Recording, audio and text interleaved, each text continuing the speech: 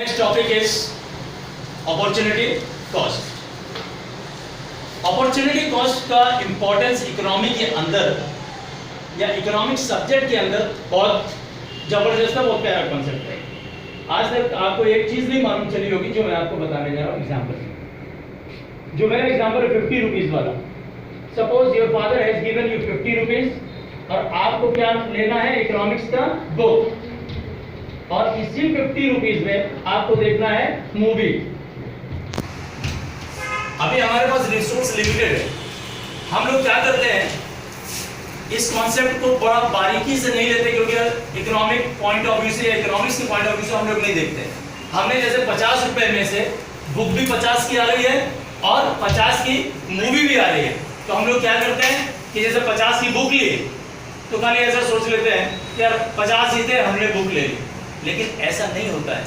जब आपने ये 50 रुपए की बुक ली तो 50 रुपीज तो गए आपके, लेकिन उस मूवी को भी बलिदान करना पड़ेगा, सैक्रिफाइस करना पड़ेगा टू गेट दिस बुक। या इसके अपोजिट में अगर आप मूवी देखने चले गए, आपके पास 50 रुपीज है, तो आपका 50 रुपया भी जाएगा उस मूवी देखने के लिए और बुक भी जाएगी आपको मूवी देखने के लिए। जनरली आम जिंदगी में इस कॉन्सेप्ट को, जो बुक गई या मूवी गई, कोई इसको समझता नहीं। इसी को कहा जाता है अपॉर्चुनिटी कॉस्ट। अभी मैं आपको बताऊंगा अपॉर्चुनिटी कॉस्ट क्या होता है, पहले आप इस एग्जांपल को समझ जाइए। तो ये 50, सपोज आपने ये बुक खरीदा, तो 50 रुपया क्या है, बुक का मनी कॉस्ट है। लेकिन उस बुक को पाने के लिए ये जो मूवी आपको गंवानी पड़ी, सैक्रिफाइस करना पड़ा, वो अपॉर्चुनिटी कॉस्ट है। किसके लिए? बुक के लिए। तो what is opportunity cost? Opportunity cost is a sacrifice of next best alternative. इस 50 रुपए में दो अल्टरनेटिव्स थे। फर्स्ट प्रायोरिटी आपने बुक को दी, तो नेक्स्ट बेस्ट अल्टरनेटिव क्या था? मूवी। तो what is opportunity cost? Opportunity cost is a sacrifice of next best alternative use of resources. हमारा उस रिसोर्स का नेक्स्ट बेस्ट अल्टरनेटिव यूज जो हो सकता था, उसको हमने सैक्रिफाइस किया। सेकंड एग्जांपल बता रहा हूं कि सपोज एक पीस ऑफ लैंड है आपके पास। अभी यहाँ पे आपको सीजन्स की बात मत करना, क्योंकि मैं एग्जांपल देने जा रहा हूँ व्हीट एंड राइस का। तो ये मत बोलना कि सर एक गर्मियों में होता है, रबी फसल है और एक खरीफ फसल है, या आपने एग्जांपल कैसे दे दिया। एक एग्जांपल ऐसे लिया जा रहा है, आपके पास एक पीस ऑफ लैंड है जिसमें 20 क्विंटल्स व्हीट प्रोड्यूस हो सकता है और 40 क्विंटल राइस प्रोड्यूस हो सकता है। Now it depends upon you. आपको अगर राइस पसंद है तो आप राइस उगाएंगे, अगर आपको व्हीट पसंद है तो व्हीट उगाएंगे। लेकिन अगर आपने व्हीट उगाया तो राइस आपका क्या होगा? अपॉर्चुनिटी कॉस्ट होगी, क्योंकि आपको राइस को सैक्रिफाइस करना पड़ेगा। और अगर आपने राइस उगाया तो व्हीट आपकी अपॉर्चुनिटी कॉस्ट होगी। तो in totality we can say opportunity cost is what we forgo to get something। एक छोटी सी डेफिनेशन अगर बनाई जाए तो कुछ पाने के लिए जो हमें सैक्रिफाइस करना पड़ता, त्यागना पड़ता, वो उसकी अपॉर्चुनिटी कॉस्ट कहलाती है। Concept clear? Now marginal opportunity cost. Economics के अंदर ये वर्ड मार्जिनल कई बार आएगा। Marginal means change. एक यूनिट को लगाने से या एक यूनिट को हटाने से क्या चेंज आता है, उसे मार्जिनल चेंज कहा जाता है। तो हमारा कॉन्सेप्ट है marginal opportunity cost. For example दो कमोडिटी एक्स एंड वाई। आप 20 यूनिट ऑफ एक्स लेते थे और 1 यूनिट ऑफ वाई खरीदते थे। अभी आपके लिमिटेड रिसोर्सेज में वाई अगर इंक्रीज करना है तो आपको एक्स कम करना ही पड़ेगा, क्योंकि जो हमारा गिवन रिसोर्स था उसमें ये कॉम्बिनेशन बनता था 20x खरीदते थे और 1 यूनिट ऑफ y खरीदते थे। लिमिटेड रिसोर्स होने की वजह से हमारे पास एक ही रास्ता है, we have to sacrifice x to get more unit of y। अब वो क्या सैक्रिफाइस करते हैं उसके ऊपर डिपेंड करता है and depends on the need of the alternative commodity. For example एक 2 यूनिट लेने के लिए, सेकंड यूनिट लेने के लिए y, आपको यहाँ पे 5 का सैक्रिफाइस करना पड़े तो आपको x कितने मिलेंगे? 15 का। एक और लेने के लिए आपको 4 का सेक्रीफाइस करना पड़े तो आपको ये 11 मिलेंगे। तो यहाँ पे मार्जिनल अपॉर्चुनिटी कॉस्ट क्या हुई, 1 इज, पहले यहाँ पे था ये चेंज, ये चेंज, ये चेंज, ये चेंज, ये किसका है 5:1 का, दूसरा है 4:1 का। मीन्स एक वाई को लेने के लिए आपने पहले कितने यूनिट सेक्रीफाइस किए 5, फिर एक यूनिट और लेने के लिए सेक्रीफाइस किए 4, फिर हो सकता है एक और यूनिट लेने के लिए 3। अगर इस तरीके से अगर आप सेक्रीफाइस करते हैं तो इसमें क्या कहलाएंगे, मार्जिनल अपॉर्चुनिटी कॉस्ट क्या है, डिमिनिशिंग है। डिमिनिशिंग क्या है कि आपका जो सेक्रीफाइस है वो धीरे धीरे कम होता चला जा रहा है।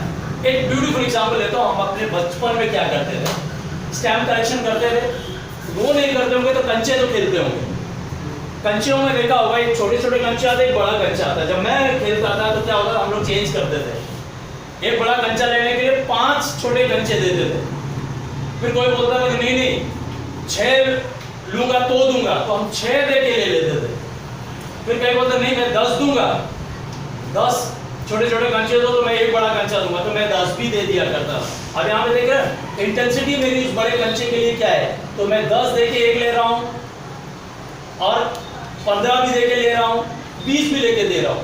कई बार ऐसा होता था कि हम बोला करते थे 5 में देना है तो ले लेते थे, फिर हम बोलते थे 4 में देना है, ले लेते थे, फिर हम बोलते थे 3 में देना है।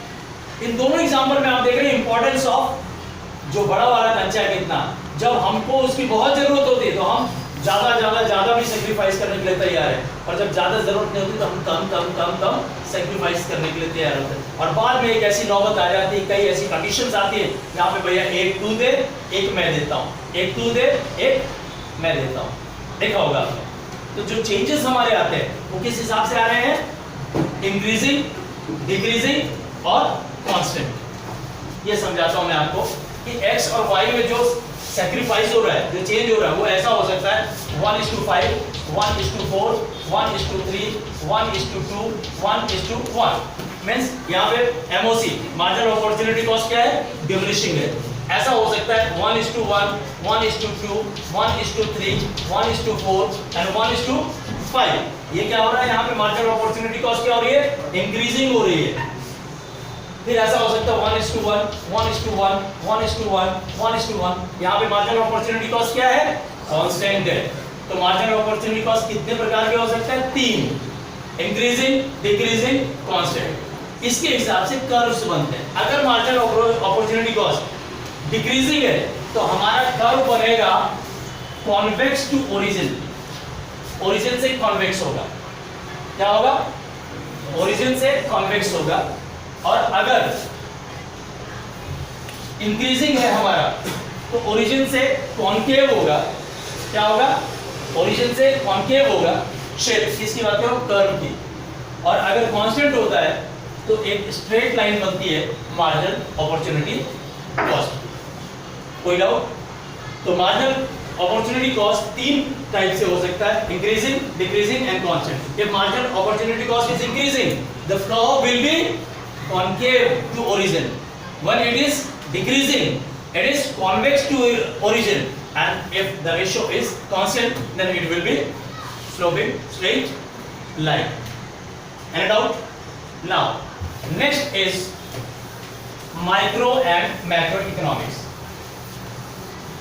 Generally, our economics is divided into 2 parts.